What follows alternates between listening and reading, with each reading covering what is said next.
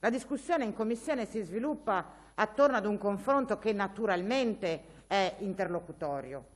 Poi la discussione piena si fa nell'Aula e, se permette, io mi voglio sentire libera di dire esattamente quello che penso in Commissione e in Aula, senza che qualcuno si permetta di dire che io in Aula faccio la politica dei giochetti. Io in Aula, visto che ci sentono, anche fuori forse, speriamo, è giusto che, a parte le domande e le risposte che ci facciamo in Commissione, all'esterno arrivi un messaggio chiaro, e io penso che il nostro messaggio chiaro sia arrivato, e cioè, e lo ribadisco, che questo piano triennale, che dovrebbe essere lo strumento attraverso il quale noi fondiamo la programmazione strategica, sia inadeguato.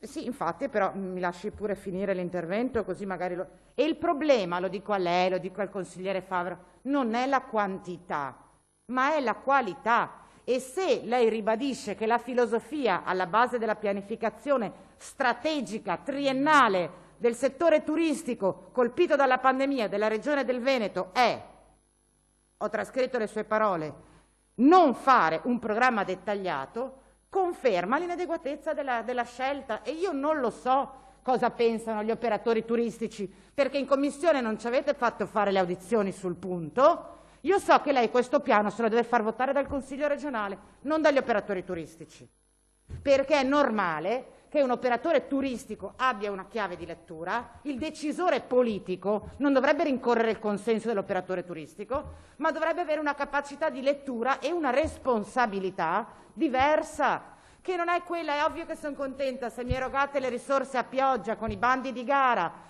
che danno soldi a tutti, è ovvio che sono contenta, cosa posso dire? Va bene, in più figuriamoci se mi metto contro l'assessore del turismo.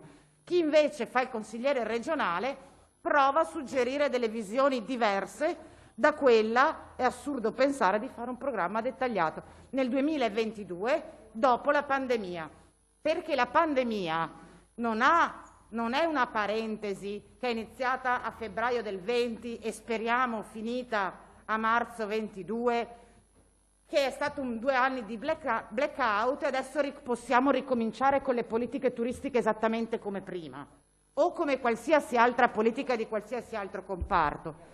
La pandemia dovrebbe averci insegnato qualcosa, e io penso che in ambito turistico in particolare ci ha insegnato, ci ha mostrato, visto che evidentemente ce n'era bisogno, la vulnerabilità di questo comparto. E non è una questione che riguarda il Veneto. Anche lei, Assessore, lo fa già il Presidente, le riesce anche un po' meglio rispetto a lei. Questa roba che se uno dice che qualcosa non va, parla male del Veneto, lo fa il Presidente, lasciamoglielo fare. Lui non serve replicarlo ogni volta. Io non ho detto, e nessuno qua ha detto, che le politiche, che il turismo in Veneto non vada bene. Io dico, e l'ho detto anche chiaramente, che l'idea che vada tutto bene, che è stato quello che abbiamo fatto fino al 2020, è tramontata, e la pandemia ce l'ha dimostrato, che dobbiamo fare il salto di qualità nell'intendere il turismo non una rendita, perché tanti turisti mi arrivano, ma una politica su cui investire, e su questo serve un intervento pubblico, una responsabilità pubblica, perché certo che poi nella fase, ma basterebbe leggere le 38 pagine di analisi di contesto che ci spiegano perché ad agosto del 2021 le nostre spiagge erano piene. C'è scritto qua, e non è che erano piene perché il Veneto ha fatto delle politiche turistiche fatte bene, ma perché, ma l'ha scritto lei o chi per lei, ma perché con le restrizioni e le paure legate al Covid abbiamo aumentato di molto la quota nazionale e ridotto quella straniera, ma l'anno prossimo chissà se è così, e in prospettiva, quando io non sarò più costretta ad andare a Cavallino ma potrò andare a Rodi, tornerò a Cavallino o andrò a Rodi. Il suo compito sarebbe quello di cercare di capire come convincere me a tornare a Cavallino anche quando potrò andare a Rodi, perché l'analisi del contesto che lei ci dà ci dicono che appena si riapriranno le opportunità si ritornerà a un meccanismo di scelta che non è quello delle fiere internazionali e neanche del cartellone gigante all'aeroporto di Verona. Noi su questi temi la stiamo sfidando e noi pensiamo che questi temi andrebbero affrontati oggi, altro che non è il momento di una programmazione strategica. Oggi più che mai sarebbe il tempo di un programma dettagliato. E le abbiamo chiesto delle cose specifiche. Quando le faccio l'esempio dell'osservatorio regionale, e le assicuro so di cosa parlo, Non lo faccio a caso. L'osservatorio regionale oggi ha i dati sugli arrivi, le presenze rispetto a quello precedente molto più aggiornate velocemente e ha l'unica novità, la prima vera novità, è l'analisi sulla la cosiddetta sentiment analysis. Cioè l'idea, dopo non c'è scritto da dove sono presi i dati, con quanto campionamento, ma prendiamola per buona, immagino sia buona.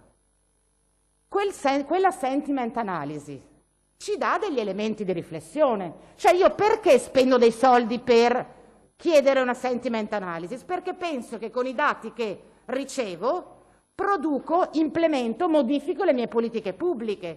Perché se il sentiment mi dice che siamo bravi a fare una roba, enfatizzerò quella roba. Non c'è nel piano una relazione, ad esempio, tra il dato di quel tipo di analisi innovativa e una scelta pubblica conseguente. Allora, delle due l'una, o quei dati non servono, oppure sbagliando non li abbiamo usati. Ed ecco perché le avevo fatto il ragionamento, i big data sono tanti, mi spiega il consigliere Favero, non servono tutti, a maggior ragione perché sono tanti. Io devo sapere cosa voglio capire e in base a quello che mi interessa vado a prendermi il dato che mi interessa. Allora io chiedo a lei, consigliere, visto che è così convinto di questo piano, con la sentiment analysis, cosa ho capito rispetto alla progettazione delle politiche turistiche di questa regione? Ma giusto per fare un esempio concreto, sul tema della sostenibilità, e torno, ma non è che ci torno perché sono fissata io, ci torno perché il titolo della legge regionale sul turismo che lei ha fatto, Assessore, non io, il titolo, turismo sostenibile. Cioè in Veneto non esiste il turismo sostenibile e l'ha deciso lei quando ha fatto approvare quella legge lì. Ora io le chiedo, calcolando che c'è un problema di sostenibilità, non solo nel Veneto, perché siamo i più bravi, non parlate male del Veneto, l'abbiamo già sentita, non solo in Veneto, anche a Roma, anche a Firenze, eccetera. Ma siccome anche in Veneto, malgrado la sua bravura, c'è un problema di sostenibilità delle politiche turistiche, io le chiedo quali sono le azioni innovative che la Regione del Veneto intende mettere in atto in questa versante, che ovviamente non può essere soltanto il cicloturismo. Ovviamente. E non a caso la consigliera Stanel faceva riferimento a Venezia, perché è un tema vero.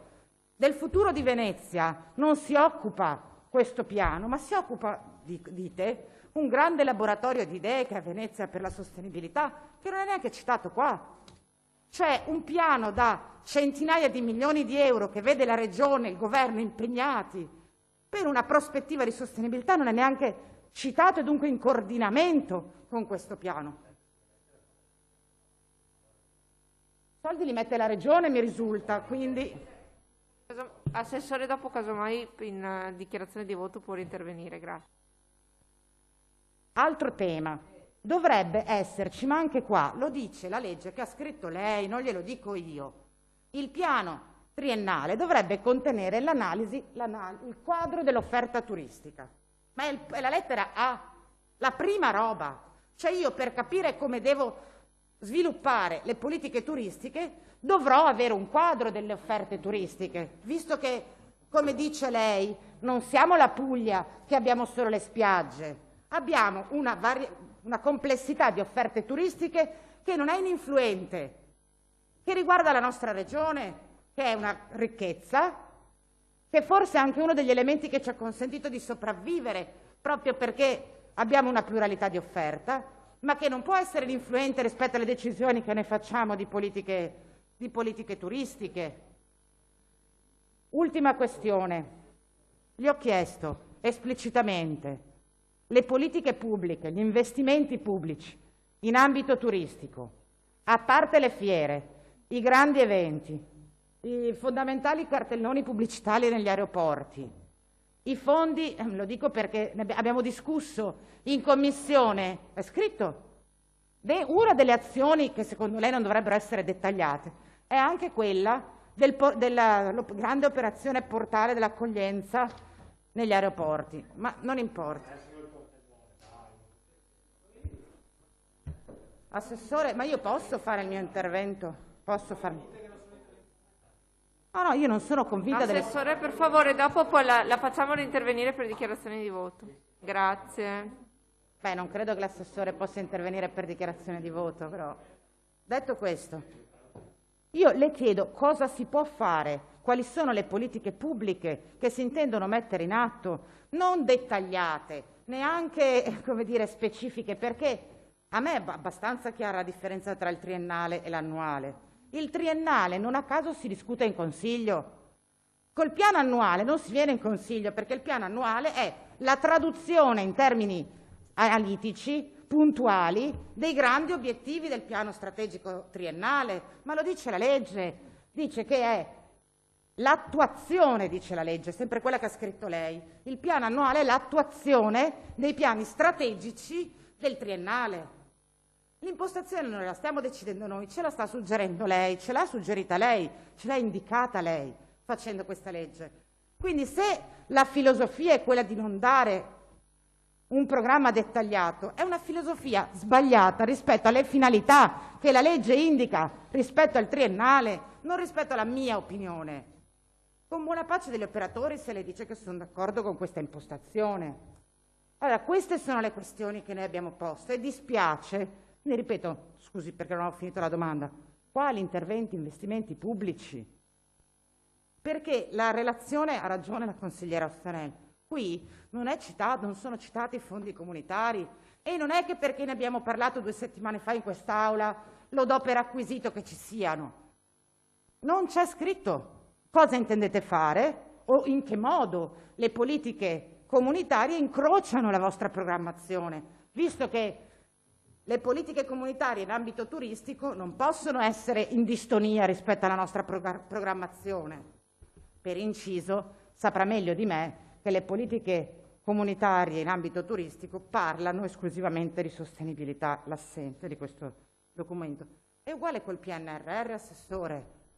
Già nei 16 programmi che ci avete presentato non c'è rilevanza rispetto all'ambito turistico, ma almeno qui una parola rispetto al fatto che dal PNRR forse qualche aiuto potrebbe arrivare, in quale direzione.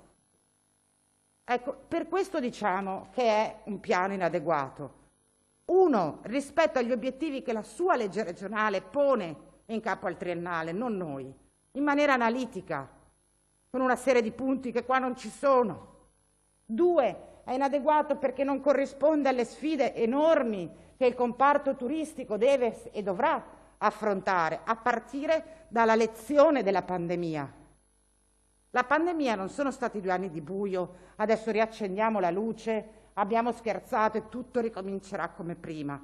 Sa bene l'assessore Lanzarin che su questa sfida si deve misurare tutti i giorni, ma mica solo sulle politiche sanitarie c'è stato il cambiamento.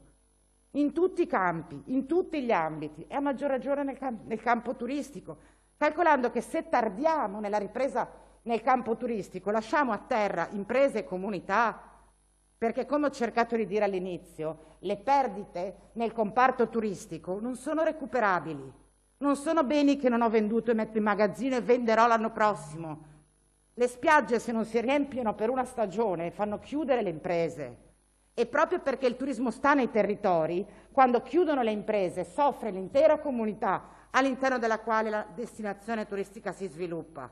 Ecco perché sono particolarmente cruciali le politiche turistiche, perché riguardano le imprese, i territori, i lavoratori. Non stiamo parlando di robe che avvengono sulla Luna.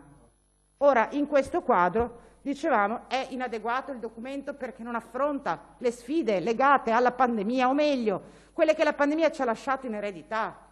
E devo essere sincera, Assessore, questo suo atteggiamento, come quello del consigliere Favero, che addirittura rivendica il poco essere dettagliato di questo piano come una filosofia, a me preoccupa ancora di più. Avrei preferito che mi aveste detto, guarda, siccome la situazione è complicata, non siamo in grado di andare a fondo, ma se mi dite addirittura convinti che la vostra filosofia rispetto a questo piano è appositamente quella di non dettagliarla, qua qua non siamo oltre il dolo, voglio dire, siamo a un indizio di colpevolezza pesante. Dunque, Io auguro a lei e soprattutto agli operatori turistici del Veneto che torniamo e continuiamo ad essere la prima regione turistica in Italia. La informo che il modello turistico di massa, quello che impatta sui territori, quello che sfrutta le risorse naturali e artistiche non è più proponibile, è destinato a morire, ma non perché glielo auguro io, perché sarà così. Posso solo sperare che quando questo avvenga ci sia qualcuno in grado di orientare e organizzare le politiche turistiche.